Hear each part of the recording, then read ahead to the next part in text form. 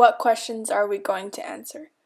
How well is the UN improving living standards through social and economic development program?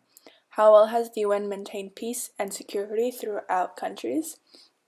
And any other information regarding the impact the United Nations has had on Iraq.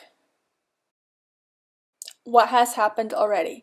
Since 1976, the United Nations Development Program has worked to support the government and the people in Iraq towards their transition of reconciliation, peace, and stability. More recently, the UNDP has supported Iraq through their democratic process. The UNDP has supported Iraq in the 2010 national parliamentary elections and the 2013 provincial elections to make it a democratic choice for everybody. What are Iraq's support systems?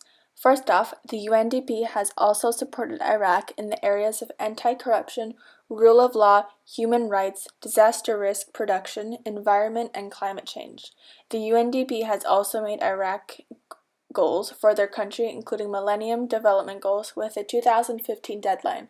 The Millennium Goals include improving primary education, employment, and access to safe drinking water and food. Goals. General priorities for the UNDP to achieve are for Iraq to decrease poverty, increase democratic governance, crisis prevention, and women empowerment.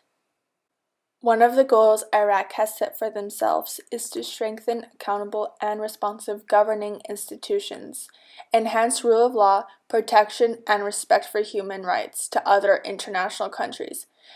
These countries might have good policies and people agree with these policies. One of the other goals is to enable policy and framework for rapid economic recovery, inclusive and diversified growth. Of course, Iraq has set many more goals for themselves than just two, but most of these goals are along the lines of human rights and restoring the framework they had before to grow into a democratic government.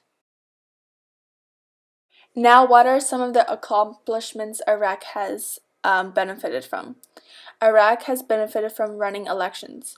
Free elections is a human right that everybody should be allowed to do. The UN has worked on making sure people in areas where monarchy is still dominating to change it into democracy. A good example of this plan is in Iraq. The external support from the international community has helped Iraq achieve this. Iraq has installed a government where Iraq citizens could vote on what they wanted, which is more like a democracy. This new change has also marked a new step for the UN in the war against dictatorship and totalitarianism. Along with accomplishments, Iraq has had many challenges. One of these challenges is violence.